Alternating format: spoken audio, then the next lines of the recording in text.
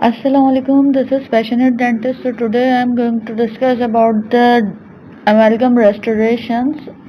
So starting with the introduction, amalgam means an alloy of mercury with another metal or metals.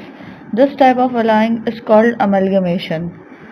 Position की बात करते हैं। दो types होती हैं, लो कॉपर अलॉयज़ होते हैं और हाई कॉपर अलॉयज़ होते हैं। जो लो कॉपर अलॉयज़ होते हैं उसमें 2 to 5% कॉपर होता है। जो हाई कॉपर अलॉयज़ होते हैं उसमें 13% कॉपर होता है।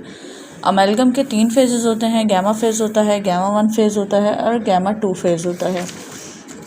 गैमा फेज होता है वो सिल्वर टिन फेज होता है, स्ट्रॉन्गेस्ट फेज होता है, लो कॉपर कन्वेंशनल अमेलगम अलॉय होता है और लेस करोसिव होता है। गामा 1 फेज की बात करते हैं तो गामा 1 फेज हमारे पास जो होता है वो सिल्वर मरकरी फेज होता है, नोबलेस्ट फेज होता है, सेकंड स्ट्रॉन्गेस्ट होता है और ये भी resistant to tarnish and corrosion होता है। गामा 2 फेज की बात करते हैं तो ये जो है सबसे बुरा फेज होता है। ये इसमें वीकेस्ट और सॉफ्टेस्ट होता है। इसका सेटिंग टाइम भी प्रोलॉन्ग होता है, करोड भी हो जाता है इजीली। सारी बुराइयां इसी में हैं। उसके बाद क्लासिफिकेशन की बात करते हैं अमेलगम की, तो classification according to copper content होती है, अकॉर्डिंग टू जिंक कंटेंट होती है, according to number of alloyed metals होती है, अकॉर्डिंग टू पार्टिकल साइज होती है, अकॉर्डिंग टू शेप होती है। अकॉर्डिंग टू पार्टिकल साइज में हमारे पास micro cut, fine cut, coarse cut होते हैं, जबकि अकॉर्डिंग टू शेप में स्फेरिकल, लेथ कट और एडमिक्स होते हैं। उसके बाद आ जाते हैं प्रॉपर्टीज ऑफ डेंटल अमेलगम पे। प्रॉपर्टीज की बात करते हैं तो dimensional change, strength, creep, corrosion, thermal properties, ये सब अमेलगम की प्रॉपर्टीज हैं। जो डायमेंशनल चेंजेस हैं उसके बारे में बात करते हैं तो amalgam exhibits a dimensional change during setting. Factors जो कि अफेक्ट कर रहे होते हैं अमाउंट ऑफ एक्सपेंशन और कॉन्ट्रैक्शन को, उसमें इंक्लूड होता है हमारे पास type of alloy, shape and particle size and most significantly manipulative variables जो कि कंडेंसेशन प्रेशर होता है। लार्ज डिग्री ऑफ कॉन्ट्रैक्शन होगी तो मार्जिनल गैप आ जाएगा और अगर ज़्यादा एक्सपेंशन होगी तो मटेरियल कैविटी से प्रोट्रूड आउट हो जाएगा, पोस्ट ऑफ सेंसिटिविटी होगी और प्रेशर पल्प पे आ सकता है। स्ट्रेंथ की बात करते हैं तो स्ट्रेंथ जो है अमेलगम की स्लोली डेवलप होती है। तकरीबन 24 घंटे लगते हैं अमेलगम की स्ट्रेंथ को मैक्सिमम डेवलप होने में। तो जो 24 आवर लेती है तो वो 6 times of the initial strength अपनी जो है वो डेवलप करती है। कंप्रेसिव स्ट्रेंथ इसकी बहुत हाई होती है as compare to tensile and transverse strength. अच्छा, अब आ जाते हैं क्रीप पे। क्रीप काफ़ी अहम बात है अमलगम की। क्रीप जो है वो डिफाइन कैसे करते हैं एज टाइम डिपेंडेंट स्ट्रेन और डिफॉर्मेशन प्रोड्यूस बाय स्ट्रेस। यहाँ पे भी लिखा है it refers to the plastic deformation under load after setting, एक ही बात है। स्लो प्रोग्रेसिव परमानेंट डिफॉर्मेशन होती है usually margin of the filling पे। हम देखते हैं, आप पिक्चर में भी देख सकते हैं, एक गैप आया हुआ है, एक प्रोट्रूजन सी हुई भी है, ये क्रीप की वजह से ये फ्लो है। क्रीप जो होता है वो दो टाइप्स का हो सकता है, स्टैटिक भी होता है और डायनामिक भी होता है। जो स्टैटिक होता है वो कांस्टेंट स्ट्रेस की वजह से होता है, जो डायनामिक होता है वो इंटरमिटेंट स्ट्रेसेस की वजह से होता है। क्रीप गैमा 2 फेज में सबसे ज़्यादा पाया जाता है। फैक्टर्स जो अफेक्ट करते हैं क्रीप को वो मरकरी और अलॉय का रेशो होता है। अगर मरकरी ज़्यादा होगा तो क्रीप भी ज़्यादा होगी, क्योंकि मरकरी ज़्यादा होगा तो रेजिडुअल मरकरी भी ज़्यादा डेवलप होगा। कंडेंसेशन प्रेशर अगर ज़्यादा होगा तो क्रीप कम होगा, इन्वर्सली प्रोपोर्शनल है। इसी तरह delay between trituration and condensation, इसमें इंक्रीज बढ़ जाएगा, क्रीप बढ़ जाएगा, क्रीप इंक्रीज हो जाएगा। अगर हम डिले कर दें, ट्राइचुरेशन मतलब कि अमेलगम को मरकरी के साथ मिक्स करा और उसके बाद कैविटी के अंदर कंडेंस करने में अगर डिले हो जाए तो क्रीप ज़्यादा होगा।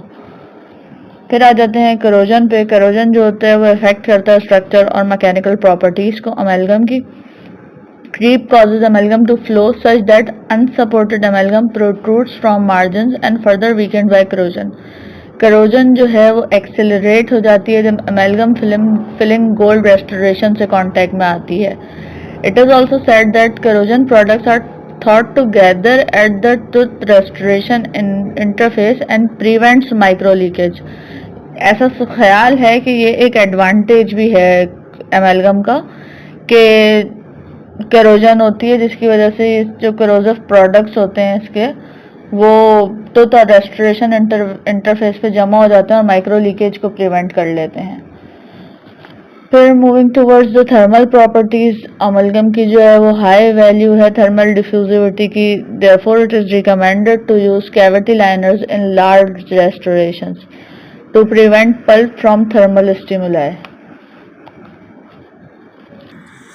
इंडिकेशंस हैं अमेलगम की रेस्टोरेशन की, अमेलगम यूज़ करने की, वो हैं क्लास 1 और क्लास 2 कैविटीज़, कस्पल रेस्टोरेशंस, वो टूथ जो कि अच्छी तरह से आइसोलेट ना हो सके, कोर बिल्डअप के लिए बहुत अच्छे से यूज़ कर सकते हैं, teeth with questionable prognosis and economic status of the patient.